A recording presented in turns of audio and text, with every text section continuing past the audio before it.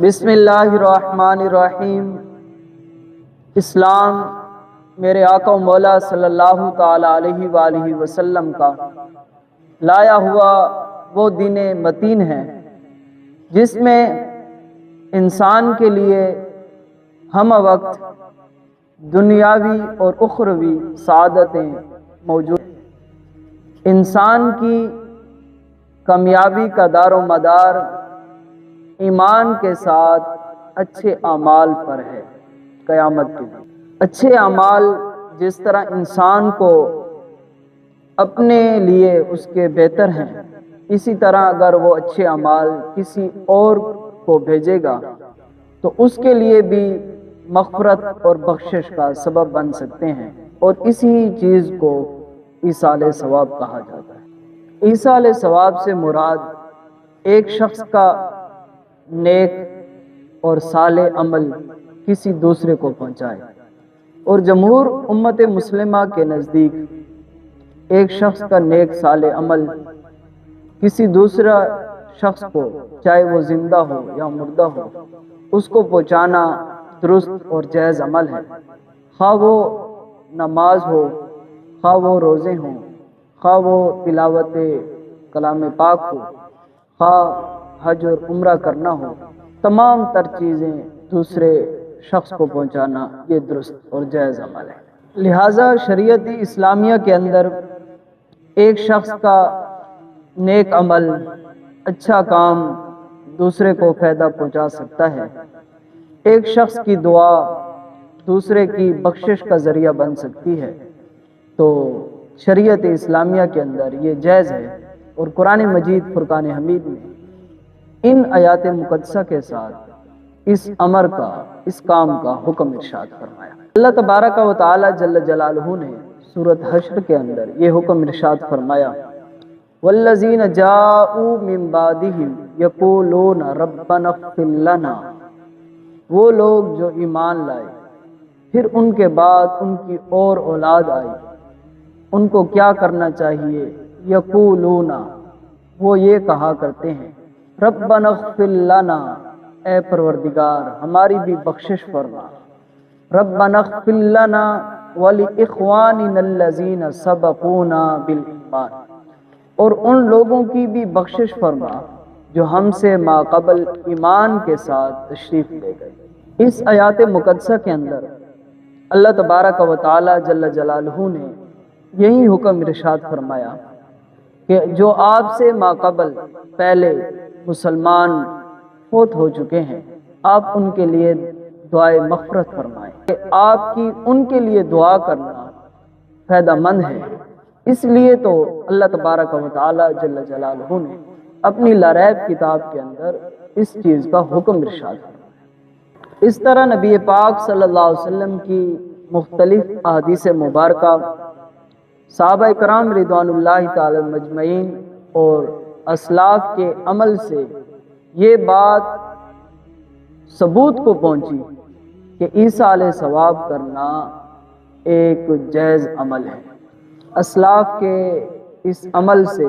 یہ بات ثبوت کو پہنچی کہ ایصال ثواب ایک مشروع عمل ہے اور جائز عمل ہے۔ ہائے افسوس کہ آج کے دور میں اسے مختلف فی مسئلہ بنایا گیا ہے۔ اب احادیث رسول صلی اللہ علیہ وسلم کی روشنی میں ایصال ثواب کے حوالے سے سماعت فرماتے ہیں۔ میرے آقا و مولا صلی اللہ علیہ وسلم کا مبارک فرمان ہے، اور یہ خصوصاً صحیح مسلم شریف کے اندر یہی حدیث پاک موجود ہے۔ حدیث پاک کا نمبر ہے 1631، اور سنن ابو داؤد شریف کے اندر بھی یہی حدیث پاک موجود ہے، اور سنن ابن ماجہ کے مقدمے کے اندر یہی حدیث پاک موجود ہے۔ عن ابی ہریرہ رضی اللہ تعالی عنہ، کثیر الراوی صحابی رسول حضرت ابو ہریرہ رضی اللہ تعالی عنہ سے یہ حدیث پاک مروی ہے۔ آپ فرماتے ہیں کہ ان رسول اللہ صلی اللہ تعالی علیہ وآلہ وسلم، کہ اللہ کے حبیب صلی اللہ علیہ وسلم نے ارشاد فرمایا، اذا مات الانسان انقطع عنہ عملہ الا من ثلاثۃ، میرے نبی پاک صلی اللہ علیہ وسلم نے فرمایا کہ جب انسان فوت ہوتا ہے، انسان کی ڈیتھ ہوتی ہے، اس دنیا سے رخصت ہوتا ہے، تو اس کا اعمال کا جو سلسلہ ہے وہ منقطع ہو جاتا ہے۔ اب اس کے بعد مزید وہ شخص جو فوت ہو چکا ہے وہ مزید کوئی عمل کر نہیں سکتا، تو اس وجہ سے اس کے کوئی اور عمل لکھے بھی نہیں جائیں گے، مگر ان میں سے کچھ عمل ایسے ہیں جو مرنے کے بعد بھی عمل کا سلسلہ منقطع ہونے کے بعد بھی اس کو قبر کے اندر بھی اس کو ثواب ملتا رہے گا۔ میرے نبی پاک صلی اللہ علیہ وسلم نے فرمایا پہلا عمل یہ ہے الا من صدقۃ جاریہ، فرمایا صدقہ جاریہ، ایسا صدقہ جو بعد میں اس کے جانے کے بعد بھی مسلمان اس سے فائدہ حاصل کرتے رہیں۔ اس زمانے کے اندر تو یہ تھا کہ پانی کی قلت تھی، تو پانی کے لیے کنویں کھدوائے جاتے تھے، لیکن آج کے دور میں ذری بات ہے پانی تو ہے، لیکن یہ جو فلٹر لگائے جاتے ہیں میٹھا پانی جو لوگ بھر کے لے جاتے ہیں، یہ بھی ایک صدقہ جاریہ ہے۔ یا اس طرح کے بہت سارے چیزیں ہو سکتی ہیں۔ آپ کہیں مسجد کسی کو بنا کر دیں، وہ مسجد میں جب تک لوگ نماز پڑھتے رہیں گے تب بھی فائدہ ہوگا، یا قبرستان کی جگہ دے دیں، یا کوئی مدرسے کے لیے آپ جگہ دے دیں۔ یہ تمام تر چیزیں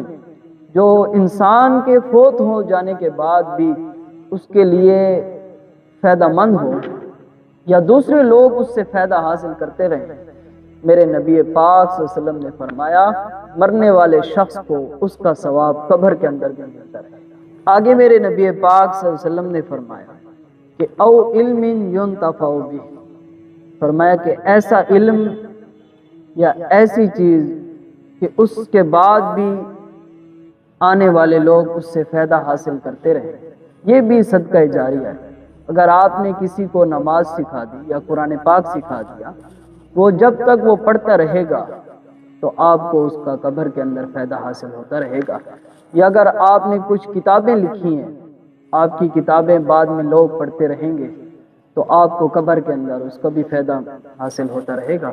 آج کل سوشل میڈیا کا دور ہے، اگر آپ نے یہاں پر بھی اپنی کوئی اچھی ویڈیوز آپ کی موجود ہوگی، اور جب تک لوگ اس سے فائدہ حاصل کرتے رہیں گے آپ کو قبر کے اندر بھی اس کا ثواب ملتا رہے گا۔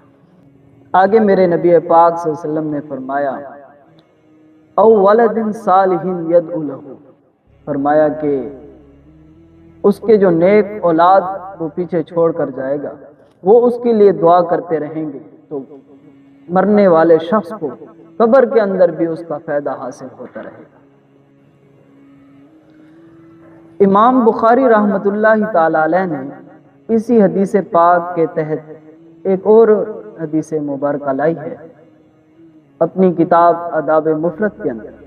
وہ حضرت ابو ہریرہ رضی اللہ تعالیٰ عنہ سے مروی ہے، فرماتے ہیں قال ترفع للمیت بعد موتہ درجتہ، فرمایا کہ ایک شخص کے مرنے کے بعد اس کی قبر کے اندر اس کے درجات جو ہیں وہ بلند ہو جاتے ہیں۔ فیقول اے ربی ای شیء ھذہ،